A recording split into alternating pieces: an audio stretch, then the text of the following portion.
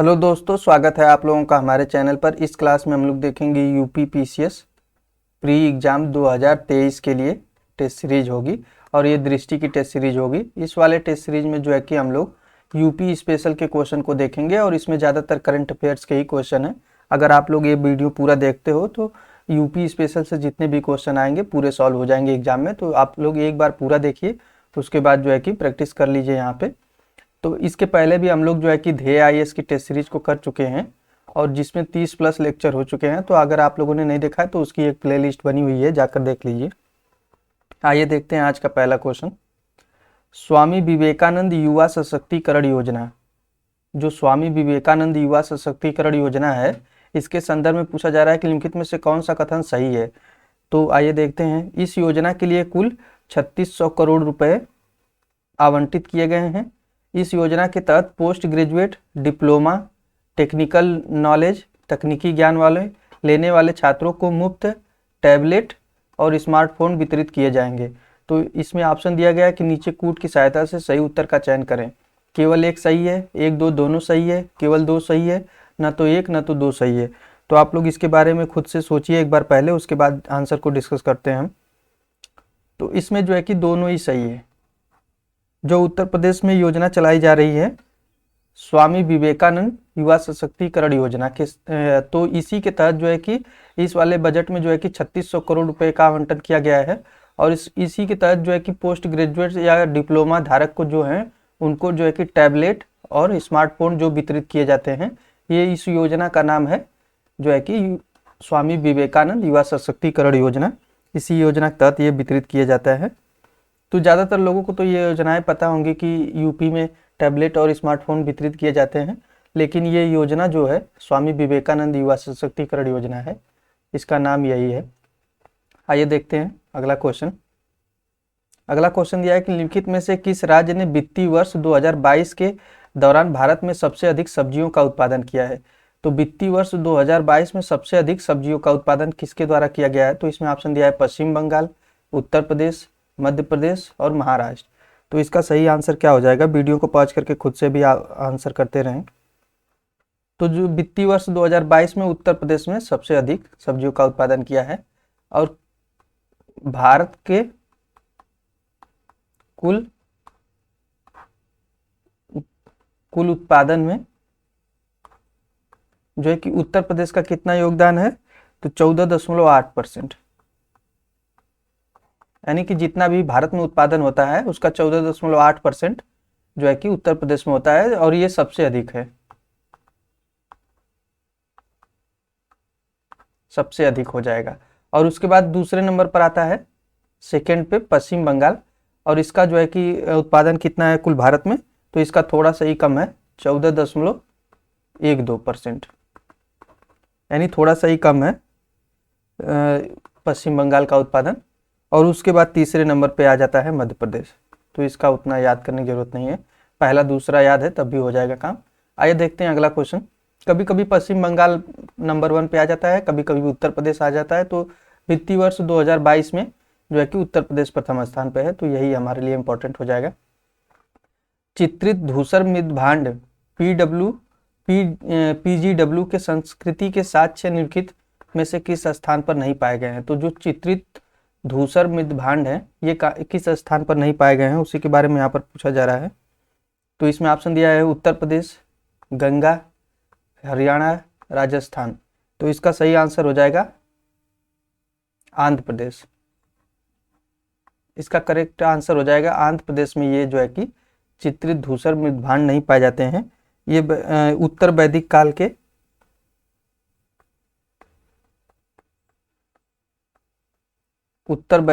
हैं। ये उत्तर वैदिक काल कब से कब तक होता है, तो ये होता है 1000 से 600 बीसी तक होता है। और वैदिक काल होता है 1500 बीसी से 1000 बीसी तक। तो उसके बाद जो है कि उसी टाइम के जो है कि ये चित्र धूसर मृदभांड है, उत्तर वैदिक काल के हैं ये। और ये क्षेत्र जो है कि जो हरियाणा, उत्तर प्रदेश, राजस्थान, पंजाब वाले क्षेत्र में जो है कि पाए गए हैं। आइए देखते हैं अगला क्वेश्चन। उत्तर प्रदेश की झीलों के संदर्भ में सूची 1 को सूची 2 से सुमेलित कीजिए। तो जो उत्तर प्रदेश की झीलें दी गई हैं प्रमुख, उसको सूची 1 मिलाना है, देख कि कौन सी झील किस स्थान पर है, ये जरूर पूछ लेता है। तो आइए देखते हैं हम लोग। तो कीठम झील कहाँ पे है, तो ये आगरा में हो जाएगी। कीठम झील आगरा में हो जाएगी, ये कई बार एग्जाम में पूछा गया है। और लीलौर झील, तो लीलौर झील कहाँ पे है, ये बरेली में है। और उसके बाद इटौजा झील, इटौजा झील लखनऊ में है। और रामताल मेरठ में है। एक रामगढ़ ताल है, ये दूसरा है रामगढ़ ताल, ये गोरखपुर में है। रामगढ़ ताल गोरखपुर में है और ये रामताल है मेरठ में है।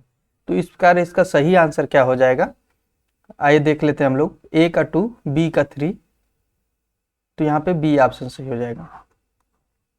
रामगढ़ ताल जो है कि मेरठ में है और ये रामताल जो है कि रामगढ़ ताल जो है कि गोरखपुर में है और रामताल जो है कि मेरठ में है। इसमें कंफ्यूजन नहीं होना चाहिए। आइए देखते हैं अगला क्वेश्चन। अगला क्वेश्चन दिया है कि कौन सा अधिनियम उत्तर प्रदेश के लोगों के लिए नियमित और समयबद्ध सेवाएं उपलब्ध कराना सुनिश्चित करता है। तो वह कौन सा अधिनियम है जिसके तहत जो है कि उत्तर प्रदेश के लोगों को नियमित और समयबद्ध सेवाएं उपलब्ध कराने के लिए सुनिश्चित करता है।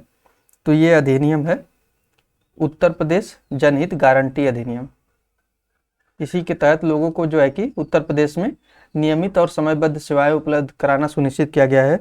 और ये उत्तर प्रदेश जो है कि जनहित गारंटी अधिनियम आया कब था, तो 2011 में, 2011 में आया था। तो यहाँ पे बी ऑप्शन सही हो जाएगा। आइए देखते हैं अगला क्वेश्चन।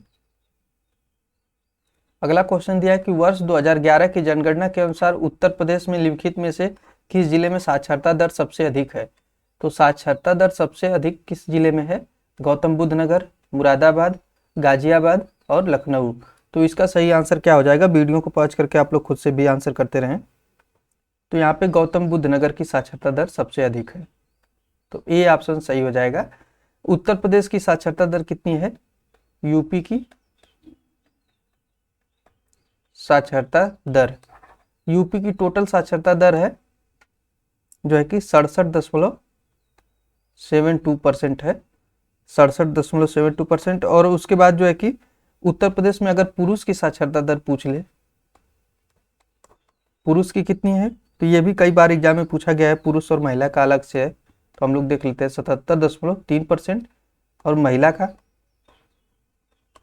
महिला की साक्षरता दर है 57.2%, 20%। तो ये पुरुष और महिला की हो गई। और जो है कि या अगर इनमें अंतर देखा जाए दोनों में, तो 20% का 20.01% का अंतर है पुरुष और महिला में। और भारत की साक्षरता दर भी पूछ सकता है। भारत की साक्षरता दर, तो भारत की साक्षरता दर 73% है। और यहाँ पर पूछा गया था कि सबसे अधिक साक्षरता दर तो गौतम बुद्ध नगर की है, 80.12% है साक्षरता दर गौतम बुद्ध नगर की। और दूसरे नंबर पे आ जाएगा, दूसरे नंबर पे आ जाएगा कानपुर, कानपुर आ जाएगा, ये 79.65% है। और तीसरे नंबर पे आ जाएगा, कम से कम 3 तो याद करना ही होगा, औरैया, औरैया आ जाएगा, पहले दूसरे तीसरे पे हो गया। और सबसे कम साक्षरता दर कहाँ की है, सबसे कम भी पूछ सकता है अगर सबसे अधिक पूछा है तो। सबसे कम साक्षरता दर है श्रावस्ती की, यहाँ पे श्रावस्ती की सबसे कम साक्षरता दर है। इसकी साक्षरता दर केवल 46.74% है। तो सबसे कम श्रावस्ती की हो जाएगी। श्रावस्ती की चाहे महिला का पूछे, चाहे पुरुष का पूछे, चाहे सभी पूछे, ये यहाँ की साक्षरता दर सबसे कम है। आइए देखते हैं अगले क्वेश्चन को। अगला क्वेश्चन है, किस मुगल सम्राट द्वारा शाही न्याय के लिए आगरा में जंजीर-ए-अदल यानी न्याय की जंजीर का निर्माण करवाया गया था। तो किस मुगल शासक के द्वारा यह करवाया गया था न्याय की जंजीर, तो ये करवाया गया था जहांगीर के द्वारा। तो यहाँ पे ए ऑप्शन सही हो जाएगा। जहांगीर का शासनकाल कब से कब तक था? तो ये मुगल शासक था, 1605 से 1627 के मध्य था। ये अकबर के बाद बना था, अकबर का लड़का था। अकबर के बाद शासनकाल इसका था 1605 से 1627 के मध्य था। और ये जो है कि मुगल वंश का चौथा जो है कि शासक था, चौथा शासक था। और इसमें इसके शासनकाल में चित्रकला में सर्वाधिक वृद्धि हुई, यानी कि इसके शासनकाल में चित्रकला अपने चरम रूप पर थी। और इसी के द्वारा जो है कि आगरा में न्याय की जंजीर लगवाई गई थी। और आगरा का निर्माण भी पूछ लेता है कभी कभी, आगरा का निर्माण किसने करवाया था? तो इसका निर्माण करवाया था सिकंदर लोदी ने। सिकंदर लोदी के द्वारा इसका निर्माण करवाया गया था 1504 ईस्वी में। तो यहाँ पे जो है कि ये ऑप्शन सही हो जाएगा। बाकी बाबर जो है कि मुगल वंश का संस्थापक है, ये सभी को पता होगा।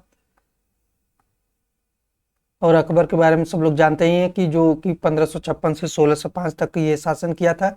उसके बाद जहांगीर के बाद आएगा शाहजहां, 1627 के बाद जो है कि शाहजहां शासनकाल है।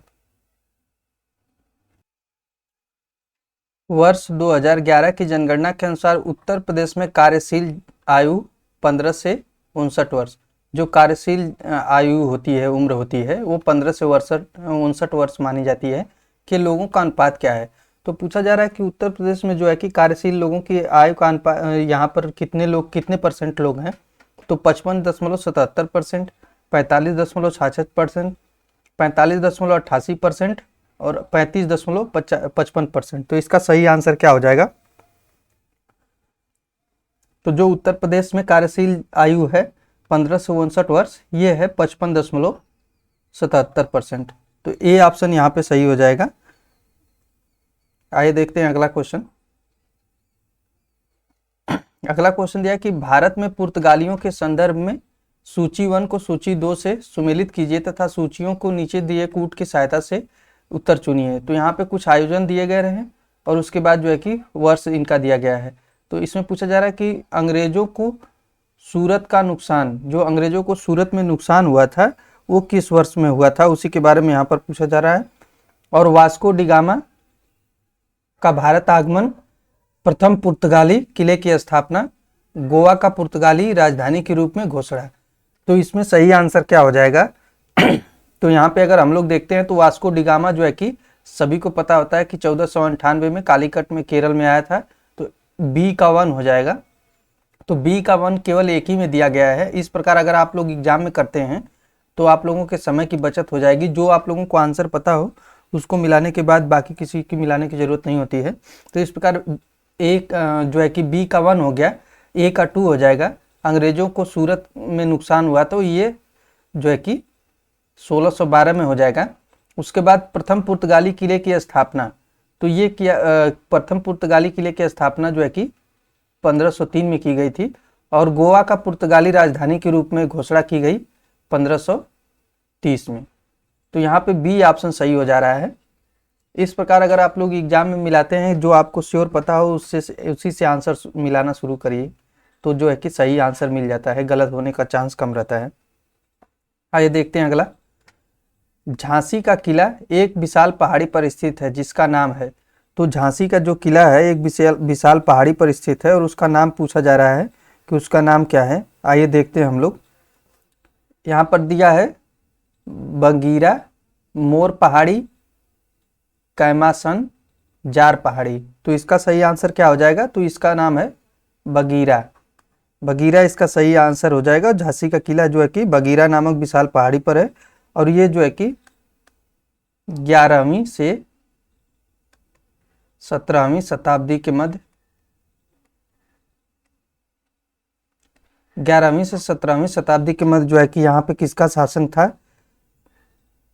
बलवंत नगर है। ये बलवंत नगर के चंदेल वंश के शासकों, चंदेल वंश का शासन था यहाँ पे। तो ये ऑप्शन सही हो जाएगा। अगला क्वेश्चन दिया गया कि निम्नलिखित में से कौन सा हकी के हिंदी के निबंध लेखक हैं। जो हकी के हिंदी के निबंध हैं, इसका लेखक के बारे में पूछा जा रहा है कि इसके लेखक कौन है। तो इसके लेखक हैं अब्दुल वाहिद बिलग्रामी। तो कभी कभी पुस्तकों से संबंधित भी क्वेश्चन पूछ लेता है। आइए देखते हैं अगला क्वेश्चन। निम्नलिखित में से कौन सा कथन भारत के उत्तरी मैदानों के बारे में सत्य नहीं है। तो भारत के उत्तरी मैदानों के बारे में पूछा जा रहा है कि कौन सा कथन सत्य नहीं है। तो आइए देखते हैं। इसकी भू आकृति में कोई भिन्नता नहीं है। तो ये गलत हो जाएगा, जो है कि इसकी भू आकृति में विभिन्नताएं हैं, जो है कि विभिन्न उच्चावच पाए जाते हैं।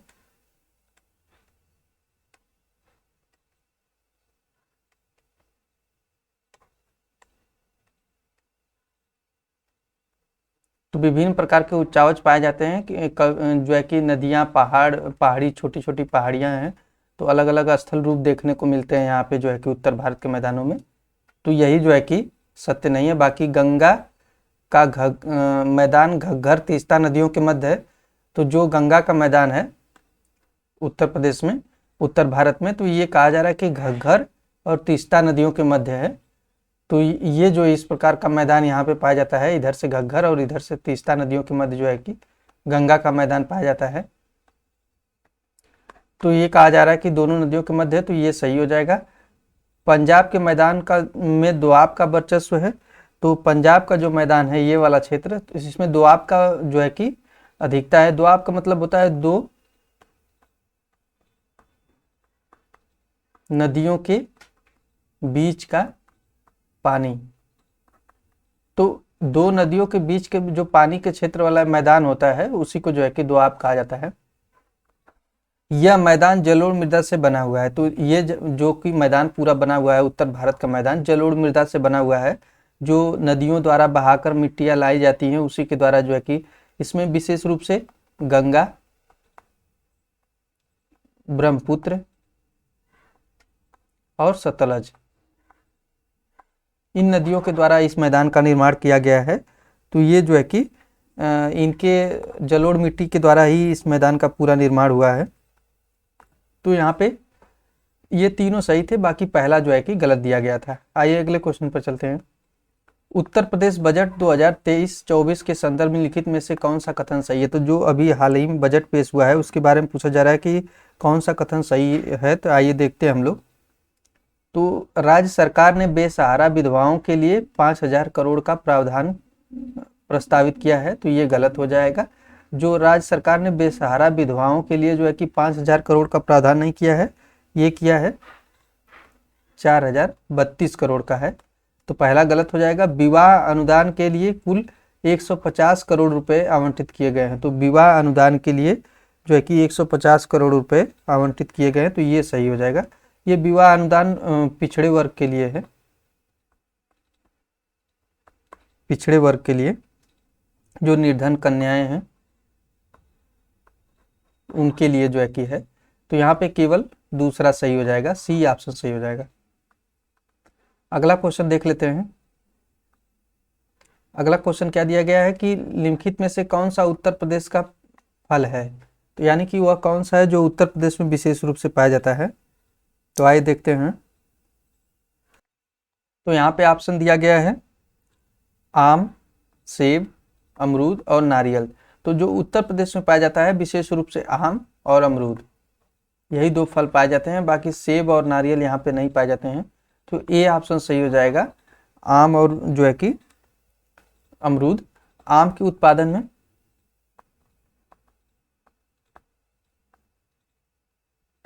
यूपी फर्स्ट पर है, उसके बाद अमरूद के भी उत्पादन में फर्स्ट पर है। अगर अमरूद में भी, दोनों में फर्स्ट पर है। अगर कुल फल उत्पादन में पहले स्थान पर आंध्र प्रदेश है। कुल फल उत्पादन में पहले स्थान पर आंध्र प्रदेश है। उसके बाद जो है कि यूपी में अगर देखा जाए तो जो है कि यूपी पहले स्थान पर किन किन क्षेत्रों में है, तो यूपी प्रथम स्थान पर, ये यूपी प्रथम स्थान पर हो जाएगा कुल खाद्यान्न, उसके बाद आलू, गेहूं, इन सभी क्षेत्रों में जो है कि यूपी जो है कि पहले स्थान पर है। आम और अमरूद तो हो ही गया है। गन्ना, इसमें भी प्रथम स्थान पर है यूपी। आलू हो गया, गेहूं हो गया, कुल खाद्यान्न हो गया, इन सभी में जो है कि यूपी पहले स्थान पर है उत्पादन में। दूध में भी उत्पादन प्रथम स्थान पर है। उसके बाद कुल पशुधन में भी यूपी पहले स्थान पर है। तो इन सभी चीज़ों में यूपी प्रथम स्थान पर है, तो इसको विशेष रूप से आप लोग ध्यान देंगे, क्योंकि यूपी के एग्जाम में यूपी से संबंधित क्वेश्चन जरूर पूछे जाएंगे।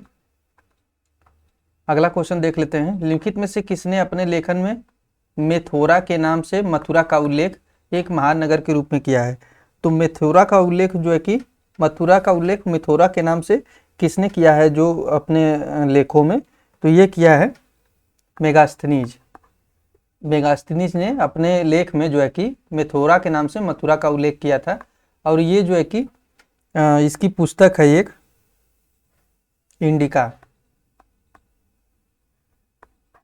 इंडिका नामक पुस्तक इसकी की है। और जो है कि ये मौर्य साम्राज्य में आया था जो है कि भारत में। तो सी ऑप्शन सही हो जाएगा। निम्नलिखित में से कौन सा शहर गोमती नदी के तट पर स्थित नहीं है? तो पूछा जा रहा है कि गोमती नदी के तट पर कौन सा शहर स्थित नहीं है? लखनऊ, सुल्तानपुर, हरदोई, जौनपुर। तो जो गोमती नदी, ये सबसे पहले गोमती नदी के बारे में देख लेते हैं। तो गंगा की एकमात्र सहायक नदी है, नदी जो मैदानी क्षेत्रों से निकलती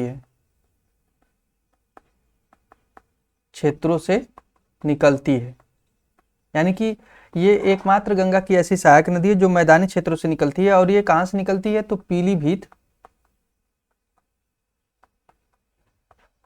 पीलीभीत जिले से निकलती है, फुलहर झील से। वहीं पर एक फुलहर झील है, ये निकलती है वहां से। और उसके बाद जो है कि ये लखनऊ इसी के किनारे हो जाएगा, सुल्तानपुर भी हो जाएगा, और जो है कि जौनपुर भी इसी के किनारे है। बाकी ये हरदोई इसका सही आंसर हो जाएगा। हरदोई जो है कि ये जो है कि गोमती नदी के किनारे पर नहीं है। तो यहाँ पे जो है कि डी ऑप्शन सही हो जाएगा, हरदोई इसका सही आंसर हो जाएगा। बाकी जो है कि सुल्तानपुर, लखनऊ, जौनपुर, ये सभी जो है कि गोमती नदी के किनारे हैं। और गोमती नदी जो है कि कहाँ पर? कैथी नामक स्थान पर। कैथी ये गाजीपुर में है। तो ये गंगा में मिल जाती है, कैथी नामक स्थान पे। तो ये जो है कि इतना डिटेल हम लोगों ने उत्तर प्रदेश में ये गोमती नदी के बारे में देखा है। आइए देखते हैं अगले क्वेश्चन को। उत्तर प्रदेश लोक सेवा आयोग का गठन कब हुआ था? तो उत्तर प्रदेश लोक सेवा आयोग का गठन कब हुआ है? तो 1937 में उत्तर प्रदेश लोक सेवा आयोग का गठन किया गया था। और इसका मुख्यालय कहाँ पे है? प्रयागराज में। और इसमें जो है कि एक अध्यक्ष होते हैं। ये भी पूछा है एग्जाम में कि उत्तर प्रदेश लोक सेवा आयोग में एक अध्यक्ष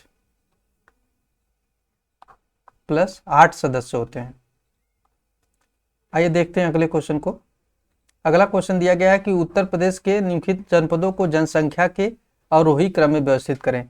यानी कि इसमें पूछा जा रहा है कि जनसंख्या के घटते क्रम में, अवरोही क्रम में, यानी कि सबसे अधिक जनसंख्या कहाँ है, उसके बाद कौन सी आएगी। तो सबसे अधिक सबको पता होता है कि प्रयागराज की सबसे अधिक जनसंख्या है, तो पहले स्थान पर ही आ जाएगा, पहले स्थान पर। और दूसरे स्थान पर कौन सा आ जाएगा? तो मुरादाबाद आ जाएगा, दूसरे स्थान पर आ जाएगा। और तीसरे पे आ जाएगा गाजियाबाद, और चौथे पे महोबा। तो यहाँ पे क्रम से ही मिला हुआ था, 1 2 3 4। तो सी ऑप्शन सही हो जाएगा। जैसा कि पता है कि यूपी जो है कि जनसंख्या में पहले स्थान पर आता है भारत में। और ये जो है कि कुल 20 करोड़ के आसपास थी उस समय जनसंख्या। 20 करोड़ 2011 की जनगणना के अनुसार पूछा जा रहा है ये। अभी तो 24 करोड़ के आसपास हो चुकी है। तो 2011 की जनगणना के अनुसार 20 करोड़ के आसपास थी। और यहाँ पे जो है कि कुल भारत की जनसंख्या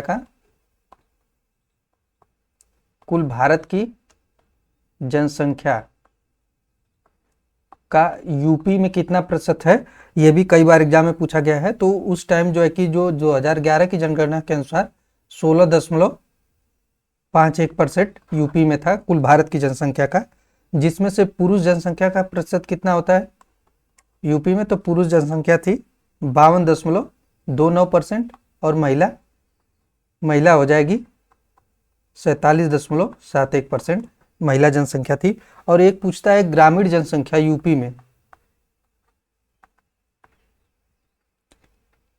तो ग्रामीण जनसंख्या हो जाएगी इसमें यूपी में 77.73%। और शहरी जनसंख्या शहरी हो जाएगी 22.27%। तो ये डाटा बहुत ही इंपॉर्टेंट है, आप लोग इसको विशेष रूप से ध्यान देंगे, कई बार एग्जाम में पूछा गया है। तो ये जनसंख्या से संबंधित कुछ आंकड़े थे जिनको हम लोगों ने देखा। आइए देखते हैं अगले क्वेश्चन को। तो फ्रेंड्स, अगर वीडियो पसंद आ रही तो प्लीज़ चैनल को आप लोग जरूर सब्सक्राइब करें और वीडियो को लाइक और शेयर कर दिया करें। और यूपी स्पेशल टॉपिक भी कराया गया है इस चैनल पर, छोटे छोटे वीडियो में रिवीजन कराया गया है, तो आप लोग जाकर उसको भी देख लीजिए। फतेहपुर सीकरी की स्थापना किसने की थी? तो फतेहपुर सीकरी की स्थापना अकबर के द्वारा की गई थी। तो यहाँ पे ए ऑप्शन सही हो जाएगा, अकबर ने ही फतेहपुर सीकरी की स्थापना की थी और इसको राजधानी भी बनाया था, कुछ समय के लिए राजधानी बनाया था फतेहपुर सीकरी को अकबर द्वारा। आइए देखते हैं अगला क्वेश्चन। कुछ मवेशी दिए गए हैं और उनके स्थान दिए गए हैं कि कौन से मवेशी किस स्थान पर पाए जाते हैं, और इसमें पूछा गया है कि कौन सा सुमेलित नहीं है। तो आइए देखते हैं हम लोग। तो जो गंगा तीरी है, इसमें पूछा इनका स्थान दिया गया है। तो गंगा तीरी जो है कि रामपुर में नहीं हो जाएगा, यही जो है कि गलत सुमेलित दिया गया है। गंगा तीरी जो है कि ये हो जाएगा वाराणसी,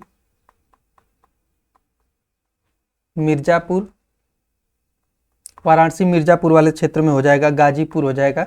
तो ये ही सही सुमेलित नहीं था। बाकी केन का था बांदा वाले क्षेत्र में, पोनवार पीलीभीत वाले क्षेत्र में, भदावर जो है कि इटावा वाले क्षेत्र में पाए जाते हैं। मवेशियों के कुछ प्रकार हैं और उनका क्षेत्र दिया गया है। अगला क्वेश्चन दिया है डच कारखाने और उनकी स्थापना के वर्ष पूछा गया है। तो जो डच कारखाने थे और उनकी स्थापना का समय पूछा गया है। तो आइए देखते हैं हम लोग कि इसका सही आंसर क्या हो जाएगा। इसमें पूछा जा रहा है कि कौन सा सही सुमेलित नहीं है। तो आइए देखते हैं हम लोग।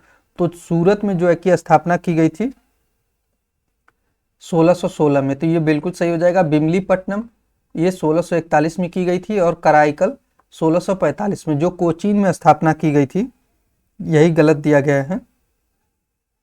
कोचीन में जो है कि डी ऑप्शन जो है कि सही हो जाएगा, यही गलत दिया गया है। 1653 में नहीं की गई थी, 1663 में की गई थी। तो यहाँ पे डी ऑप्शन सही हो जाएगा। जो डच कारखाने हैं उनमें जो है कि 1653 में इनकी स्थापना नहीं की गई थी, 1663 हो जाएगा।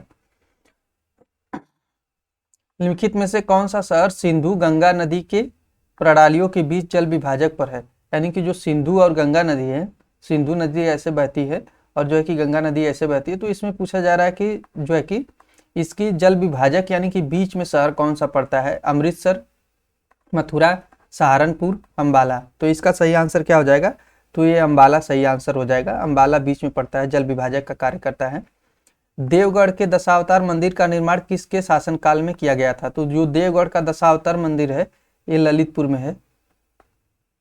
ये बहुत फेमस मंदिर है, कई बार एग्जाम में पूछा गया है। तो आइए देखते हैं इसके बारे में हम लोग। तो देवगढ़ का दशावतार मंदिर जो है कि ये 6वीं शताब्दी में बनाया गया था, 6वीं शताब्दी में बनाया गया था। और ये विष्णु का मंदिर है, विष्णु भगवान का मंदिर है। तो इसमें पूछा जा रहा है कि देवगढ़ का दशावतार मंदिर का निर्माण किसके शासन काल में किया गया था? तो ये किया गया था गुप्त वंश के शासन काल में। 6वीं शताब्दी में जो है कि गुप्त वंश का शासन काल था, उसी के टाइम पे जो है कि इसका निर्माण किया गया था। आइए देखते हैं अगले क्वेश्चन को। रामगंगा नदी उत्तर प्रदेश के निम्नलिखित में से किस जिले में गंगा से मिलती है? तो रामगंगा नदी जो है कि उत्तर प्रदेश में किस जिले में गंगा नदी से मिल जाती है, उसी के बारे में पूछा जा रहा है। रामगंगा नदी गंगा की सहायक नदी है। तो बलरामपुर, कन्नौज, मुरादाबाद और बुलंदशहर। तो इसका सही आंसर क्या हो जाएगा? वीडियो को पॉज करके आप लोग खुद से भी आंसर करते रहें। तो ये कन्नौज में जो है कि मिलती है। रामगंगा नदी कन्नौज में जो है कि गंगा नदी से आके मिल जाती है। आइए अगले क्वेश्चन पर चलते हैं। धुरंग नृत्य निम्नलिखित में से किस आदिवासी समुदाय से संबंधित है? तो जो धुरंग नृत्य है ये किस आदिवासी समुदाय से संबंधित है? तो ये भोटिया जनजाति से, और भोटिया जनजाति का एक जो है कि प्रमुख लोक नृत्य है। और ये भोटिया जनजाति किस क्षेत्रों में पाई जाती है? तो ये जो है कि उत्तर प्रदेश के तराई वाले क्षेत्र और जो है कि उत्तराखंड, हिमाचल प्रदेश इन क्षेत्रों में जो है कि भोटिया जनजाति पाई जाती है। और इन्हीं का जो है कि यहाँ पे धुरंग नृत्य जो दिया गया है इन्हीं के द्वारा किया जाता है। और थारू जनजाति भी उत्तर प्रदेश में पाई जाती है, तराई वाले क्षेत्र में, गोरखपुर वाले क्षेत्र में ज़्यादातर पाई जाती है। और थारू जनजाति जो है कि दीपावली को शोक पर्व के रूप में मनाते हैं। थारू लोगों द्वारा शोक पर्व के रूप में मनाया जाता है। और जो है कि थारू ही उत्तर प्रदेश की सबसे बड़ी जनजाति है। उत्तर प्रदेश की सबसे बड़ी जनजाति है थारू। तो यहाँ पे जो है कि भोटिया जनजाति के बारे में दिया गया था। आइए देखते हैं अगला क्वेश्चन। और गोंड जनजाति जो है कि भारत की सबसे बड़ी जनजाति है। हाल ही में उत्तर प्रदेश सरकार द्वारा ग्राम पंचायतों एवं वार्डों को डिजिटल पुस्तकालय बनाने हेतु कितनी राशि आवंटित की गई है, प्रस्तावित की गई है? तो जो उत्तर प्रदेश सरकार द्वारा ग्राम पंचायतों और वार्डों में डिजिटल पुस्तकालय बनाने की घोषणा की गई है। प्रत्येक जो है कि ग्राम पंचायत में एक डिजिटल पुस्तकालय होगा एक ग्राम स्तर पे। तो उसके लिए कितने करोड़ राशि की घोषणा की गई है? यहाँ पर ऑप्शन दिया गया है 325 करोड़, 235 करोड़, 300 करोड़ और 350 करोड़। तो इसका सही आंसर क्या हो जाएगा?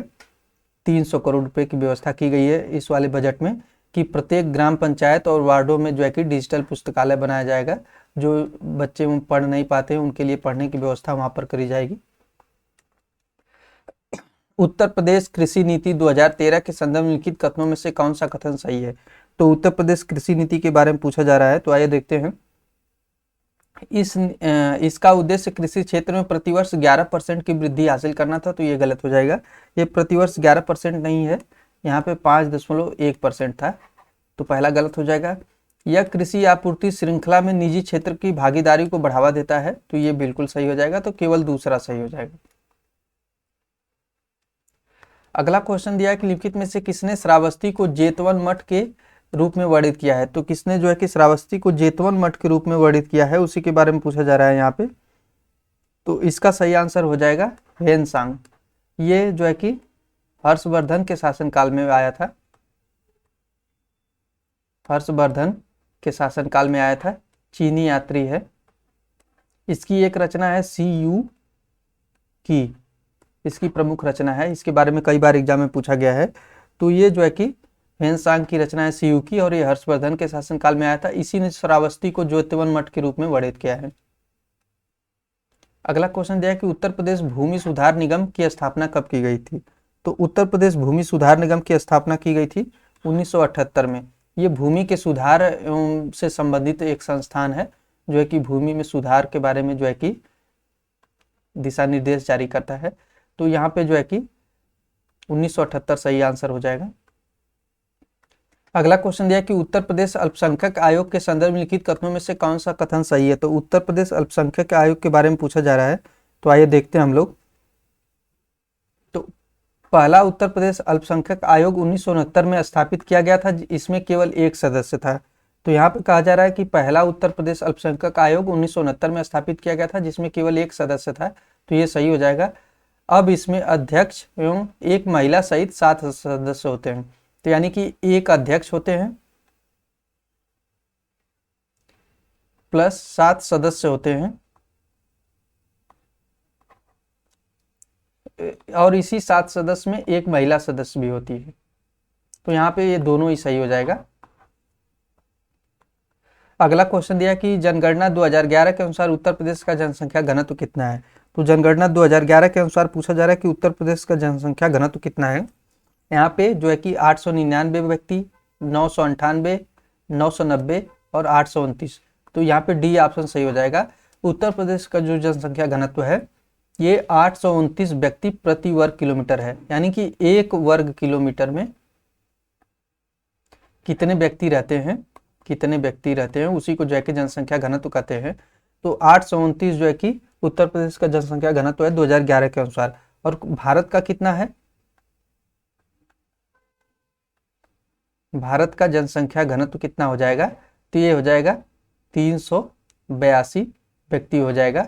और जो है कि अगर भारत में सबसे अधिक पूछा जाए किस राज्य में है, राज्य में, तो ये बिहार हो जाएगा, बिहार हो जाएगा। और जो है कि सबसे कम, तो ये अरुणाचल प्रदेश हो जाएगा, यानी कि अरुणाचल प्रदेश में सबसे कम जनसंख्या घनत्व है और बिहार में सबसे अधिक है। और उत्तर प्रदेश में जो है कि 829 व्यक्ति पर वर्ग किलोमीटर है। और उत्तर प्रदेश में भी अगर देखा जाए तो सबसे अधिक जनसंख्या घनत्व किस जिले में है, सर्वाधिक घनत्व, तो ये हो जाएगा गाजियाबाद। गाजियाबाद इसका सही आंसर हो जाएगा। और यहाँ का जनसंख्या घनत्व कितना है, 3971 व्यक्ति प्रति वर्ग किलोमीटर है। और सबसे कम यूपी में पूछ लिया जाए तो सबसे कम यूपी में, तो ये ललितपुर हो जाएगा, ललितपुर का जनसंख्या घनत्व सबसे कम है। तो यहाँ पे डी ऑप्शन सही हो जाएगा। अगले क्वेश्चन पर देख लेते हैं। 1194 में चंदावर का युद्ध निम्नलिखित में से किस स्थान पर लड़ा गया था। तो जो 1194 में चंदावर का युद्ध हुआ था, जयचंद और मोहम्मद गोरी के मध्य हुआ था, जिसमें गोरी विजयी हुआ था। तो इसमें पूछा जा रहा है कि किस स्थान पर लड़ा गया था, उसी के बारे में यहाँ पर पूछा जा रहा है। तो ये फिरोजाबाद जगह जो है वहाँ पर लड़ा गया था, जिला है फिरोजाबाद, वहीं पे जो है कि चंदावर का युद्ध लड़ा गया था, जिसमें जो है कि ये गढ़वाल वंश का शासक था और गोरी ने इसको जो है कि हराया था। और गोरी ने इसमें तराइन के द्वितीय युद्ध में भी उसको पृथ्वीराज चौहान को भी हराया था। ये कई बार एग्जाम में पूछा गया है कि तराइन का कितने युद्ध हुए थे, तो कुल 2 युद्ध हुए थे, जिसमें पहले में पृथ्वीराज चौहान विजयी हुए थे और दूसरे में जो है कि मोहम्मद गोरी विजयी हुआ था। अगला क्वेश्चन देख लेते हैं। अगला क्वेश्चन दिया कि उत्तर प्रदेश विद्युत नियामक आयोग के संदर्भ में लिखित कथनों में से कौन सा कथन सही है। तो आइए देखते हैं। उत्तर प्रदेश विद्युत सुधार अधिनियम 2006 के तहत अधिनियमित एक स्वायत्त निकाय है। तो ये 2006 के तहत नहीं है, 1999 के तहत है, तो पहला गलत हो जाएगा। उत्तर प्रदेश विद्युत सुधार अधिनियम जो है कि ये 1999 के अधिनियम है। ये उत्तर प्रदेश विद्युत सुधार अधिनियम का मुख्यालय लखनऊ में है, तो ये सही हो जाएगा। इसका मुख्यालय लखनऊ में है, तो केवल दूसरा सही हो जाएगा, पहला गलत है। अगला क्वेश्चन देख लेते हैं। नीचे 2 कथन दिए गए हैं और कथन अभिकरण से संबंधित क्वेश्चन दिया गया है, तो आइए देखते हैं हम लोग इसके बारे में। अंग्रेजी कंपनी की सुचारू प्रगति नहीं हुई, अभिकथन दिया गया है कि अंग्रेजी कंपनी की सुचारू प्रगति नहीं हुई, शुरुआत में इन्हें पुर्तगालियों और डचों से संघर्ष करना पड़ा। तो जो अंग्रेजी ईस्ट इंडिया कंपनी थी, इनमें शुरुआत में जो है कि इनकी प्रगति नहीं हो पाई थी, क्योंकि शुरुआत में इनको पुर्तगालियों से और जो है कि डचों से युद्ध लड़ना पड़ा था, इनसे संघर्ष होता रहता था। तो ये कथन और कारण दोनों ही सही दिया गया है, तो ए ऑप्शन सही हो जाएगा। अगला क्वेश्चन देख लेते हैं। उत्तर प्रदेश बजट 2023-24 के संदर्भ में खेलो इंडिया यूनिवर्सिटी गेम के लिए कितनी राशि का आवंटन किया गया है। तो खेलो इंडिया यूनिवर्सिटी गेम के लिए उत्तर प्रदेश जो है कि कितनी राशि का आवंटन किया गया है, उसी के बारे में यहाँ पर पूछा जा रहा है। तो यहाँ पे सही आंसर हो जाएगा 30 करोड़। जो खेलो इंडिया यूनिवर्सिटी गेम का आयोजन है उत्तर प्रदेश के 4 शहरों में किया जाएगा, यूपी के 4 शहरों में किया जाएगा इसका आयोजन। वो कौन कौन से शहर हैं ये पूछ सकता है एग्जाम में, तो आप लोग उसको नोट कर लीजिए। तो ये हो जाएगा लखनऊ, लखनऊ हो जाएगा। उसके बाद हो जाएगा गोरखपुर, वाराणसी हो जाएगा और नोएडा। तो इन शहरों में जो है कि उत्तर प्रदेश में खेलो इंडिया यूनिवर्सिटी गेम का आयोजन किया जाएगा, जिसके लिए उत्तर प्रदेश ने बजट में जो है कि 30 करोड़ रुपए का प्रावधान किया है। अगला क्वेश्चन देख लेते हैं। तो कृषि जलवायु जोन और उत्तर प्रदेश के क्षेत्र दिए गए हैं। जैसा कि पता है कि उत्तर प्रदेश में कुल 9 कृषि जलवायु जोन हैं, यूपी में कुल कृषि जलवायु जोन 9 हैं। तो और उसी के जोन के बारे में पूछा जा रहा है कि कौन सा जोन किस क्षेत्र में है। तो आइए देखते हैं हम लोग कि इसका सही आंसर क्या हो जाएगा। तो जो दिया गया है जोन 1 ये है भाबर और तराई क्षेत्र, ए का 3 हो जाएगा। और जोन 2, ये जो जोन 2 दिया गया है ये हो जाएगा पश्चिमी क्षेत्र। और जोन 3 ये दक्षिण पश्चिमी क्षेत्र। और जोन 4 मध्य क्षेत्र। तो यहाँ पे बी ऑप्शन सही हो जाएगा। उत्तर प्रदेश को कुल 9 जलवायु क्षेत्रों में बांटा गया है।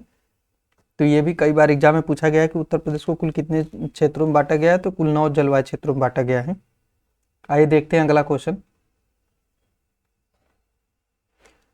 भारत वन स्थिति रिपोर्ट 2021 के संदर्भ में लिखित में से कौन सा कथन सही है। तो भारत वन स्थिति रिपोर्ट जो 2021 वाली जारी की गई थी उसके बारे में पूछा जा रहा है कि कौन सा कथन सही हो जाएगा। तो आइए देखते हैं।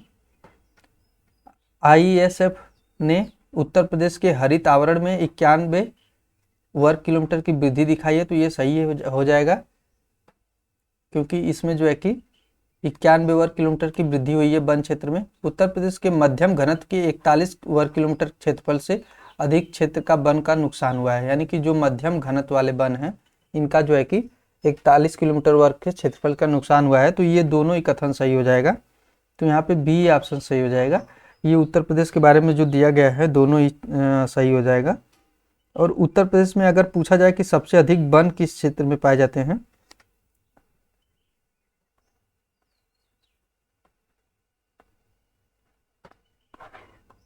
वन, तो ये पाए जाते हैं सोनभद्र में। सोनभद्र इसका सही आंसर हो जाएगा। और सबसे कम कहां पर पाया जाता है,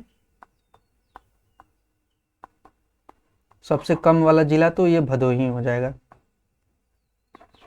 तो यहाँ पे दोनों ही सही दिया गया था। अगला क्वेश्चन दिया कि राजभवन के संदर्भ में लिखित कथनों में से कौन सा कथन सही है। तो राजभवन के बारे में पूछा जा रहा है जहाँ पर राज्यपाल रहते हैं। तो इसे शुरू में कोठी हयात बख्श कहा जाता था। तो जो राजभवन के बारे में दिया गया है इसे जो है कि शुरू में कोठी हयात बख्श कहा जाता था। तो ये सही हो जाएगा। आज़ादी से पहले यह आगरा के राज्यपाल का आधिकारिक निवास था। तो ये दोनों ही सही हो जाएगा। तो बी ऑप्शन सही हो जाएगा। ये जो राजभवन है इसमें राज्यपाल रहते हैं और आज़ादी से पहले जो है कि आगरा के राज्यपाल का ये आधिकारिक निवास था और इसे शुरू में कोठी हयात बख्श कहा जाता था। तो बी ऑप्शन सही हो जाएगा। आइए देख लेते हैं अगले क्वेश्चन को।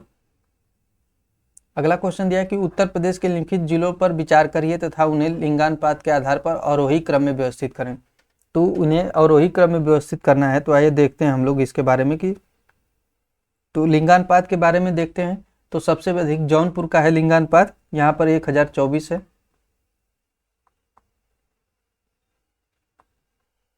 1024 यानी कि लिंगानुपात क्या होता है, तो 1000 पुरुष पर कितनी महिलाएं हैं उसी को जो है कि लिंगानुपात कहा जाता है। तो यहाँ पे उत्तर प्रदेश में जो है कि सबसे अधिक लिंगानुपात जौनपुर का है और दूसरे स्थान पर आजमगढ़ है, 1019 है। और तीसरे स्थान पर आ जाएगा देवरिया आ जाएगा, यहाँ पे जो है 1017 है। उसके बाद चौथे पर आ जाएगा जो दिया गया है हमीरपुर। तो इस प्रकार अगर हम लोग इसका सही आंसर देखते हैं तो सबसे पहले नंबर पर आ जाएगा 4, उसके बाद 2 आ जाएगा, उसके बाद 1 आ जाएगा, उसके बाद 3 आ जाएगा। तो डी ऑप्शन सही हो जाएगा। यहाँ पे इस ऑप्शन में दिया गया है। और उत्तर प्रदेश का कुल लिंगानुपात कितना है, अगर पूरे उत्तर प्रदेश का उत्तर प्रदेश का लिंगानुपात, तो ये है 912। और भारत का अगर पूछ लिया जाए, भारत का लिंगानुपात, हो जाएगा 943 और उत्तर प्रदेश का 912 हो जाएगा। तो यहाँ पे पूछा जा रहा है कि उत्तर प्रदेश में सबसे अधिक, अगर उत्तर प्रदेश का सबसे अधिक लिंगानुपात पूछा जाए तो जौनपुर का हो जाएगा।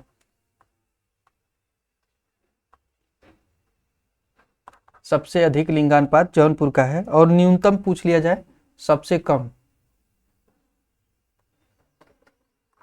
कम, तो ये हो जाएगा गौतम बुद्ध नगर, GBN लिख देते हैं शॉर्ट में। तो सबसे कम गौतम बुद्ध नगर का हो जाएगा। यहाँ पे डी ऑप्शन सही हो जाएगा। आइए देखते हैं अगला क्वेश्चन। मलिक सरवर ख्वाजा जहां के संदर्भ लिखित कथनों में से कौन सा सही है? तो जो मलिक सरवर ख्वाजा जहां है उसके बारे में कथन दिए गए हैं।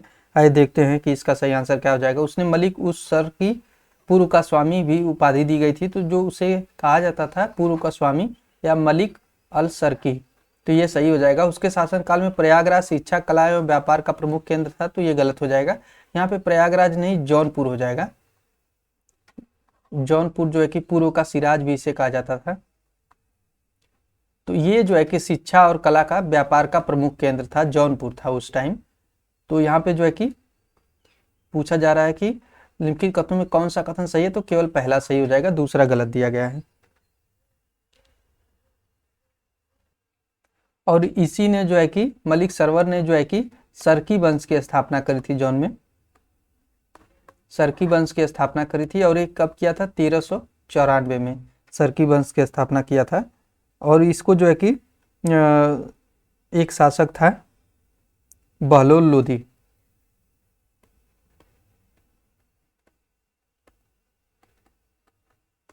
बहलोल लोदी ने जो है कि 1484 में दिल्ली सल्तनत में मिला दिया था। ये लोदी वंश का शासक था। तो यहाँ पे ए ऑप्शन सही हो जाएगा।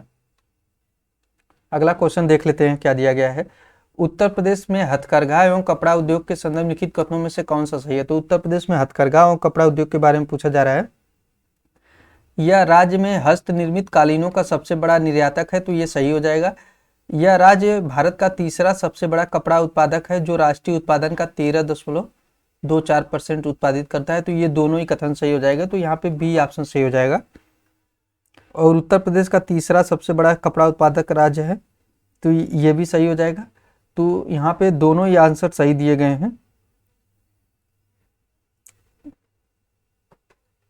अगला क्वेश्चन देख लेते हैं। अगला क्वेश्चन दिया है कि मुगल शासक फर्रुख सियर ने अंग्रेजों को किस वर्ष 3 फरमान जारी किए थे? जो मुगल शासक थे फर्रुख सियर, इसके द्वारा जो है कि अंग्रेजों को किस वर्ष में 3 फरमान जारी किए थे व्यापार करने के लिए, जो छूट प्रदान की गई थी उसी को जो है कि इसे जो है कि इस फरमान को क्या कहा जाता था? तो ये जो था इसको कंपनी का मैग्ना कार्टा भी कहा जाता था। ये जो है कि फरमान जारी किया गया था फर्रुख सियर के द्वारा। ये जारी किया गया था 1715 ईस्वी में जारी किया गया था। ये मुगल शासक था। आइए देखते हैं अगला क्वेश्चन। अगला क्वेश्चन है कि उत्तर प्रदेश के बजट के 2023 के 24 के संदर्भ में उत्तर प्रदेश इलेक्ट्रॉनिक विनिर्माण नीति के लिए कितना आवंटन किया गया है? तो इस बार वाले बजट में उत्तर प्रदेश इलेक्ट्रॉनिक विनिर्माण नीति के लिए आवंटन कितना किया गया है? तो ये किया गया है 401 करोड़ रुपए का प्रावधान किया गया है। तो यहाँ पे सी ऑप्शन सही हो जाएगा। अगला क्वेश्चन देख लेते हैं। बजट से संबंधित क्वेश्चन ज़्यादा इसमें दिए गए हैं, तो अगर आप लोग ये वीडियो को पूरा देखते हो तो बजट के सारे क्वेश्चन आप लोगों के एग्जाम में सॉल्व हो जाएंगे। तो आप लोग एक बार पूरा वीडियो को देखिए और क्वेश्चन को सॉल्व कर लीजिए। और चैनल को आप लोग जरूर सब्सक्राइब किया करें। निम्नलिखित में से किसे फाइबर रेशा फसल के रूप में जाना जाता है, जो तराई और सरयू घाघरा दोआब क्षेत्र में पाई जाती है? तो फाइबर रेशा फसल के बारे में किस फसल के बारे में कहा जा रहा है? तो ये कहा जा रहा है, तो ये जूट के बारे में कहा जाता है, जूट। और जैसा गन्ना उत्पादन में जो है कि यूपी पहले स्थान पर हो जाएगा। अगला क्वेश्चन दिया है कि बीर अब्दुल हमीद वन्य जीव एवं पर्यावरण संरक्षण पुरस्कार की शुरुआत कब की गई। तो बीर अब्दुल हमीद वन्य जीव एवं पर्यावरण संरक्षण पुरस्कार की योजना की शुरुआत कब की गई थी, उसी के बारे में यहाँ पर पूछा जा रहा है। 2007-8, 2011-12-13, 2010-11, 2020-21। तो इसका सही आंसर हो जाएगा 2012-13 में जो है कि बीर अब्दुल हमीद पर्यावरण एवं संरक्षण पुरस्कार की योजना की शुरुआत की गई थी। अगला क्वेश्चन देख लेते हैं। ग्राम पंचायत का मुखिया सीधे तौर पर ग्राम सभा के वयस्क सदस्यों द्वारा चुना जाता है। तो ये सही हो जाएगा। और कारण दिया है, ग्राम विकास खंड एवं जिला स्तर पर पंचायतों के सभी सदस्य सीधे जो एक तौर पे लोगों द्वारा चुने जाते हैं। तो जो ग्राम और विकास खंड और जिला स्तर पर जो पंचायत के सदस्य होते हैं सीधे तौर पे लोगों द्वारा चुने जाते हैं। तो ये दोनों ही कथन सही दिए गए हैं। ऊपर अभी कथन भी सही दिया है, कारण भी सही दिया गया है, लेकिन ये इसकी व्याख्या नहीं करता है। तो यहाँ पे जो है कि कौन सा आंसर सही हो जाएगा देख लेते हैं हम लोग नीचे। तो ए आर दोनों सही है, लेकिन ए आर की व्याख्या नहीं करता है। तो सी ऑप्शन सही हो जाएगा। अगला क्वेश्चन देख लेते हैं। अगला क्वेश्चन दिया है कि निम्नलिखित में से किसे उत्तर प्रदेश की किस जिले में अनुसूचित जनजातियों की जनसंख्या सर्वाधिक है। तो अनुसूचित जनजातियों की जनसंख्या सर्वाधिक है, उसी के बारे में पूछा जा रहा है। तो उत्तर प्रदेश का वह कौन सा जिला है। तो ये हो जाएगा सोनभद्र। सोनभद्र ऐसा जिला है जहां पर अनुसूचित जातियों की जनसंख्या सर्वाधिक है और प्रतिशत में भी, अगर प्रतिशत में भी पूछा जाए तो इसमें भी सर्वाधिक है सोनभद्र। और उत्तर प्रदेश में कुल जनसंख्या में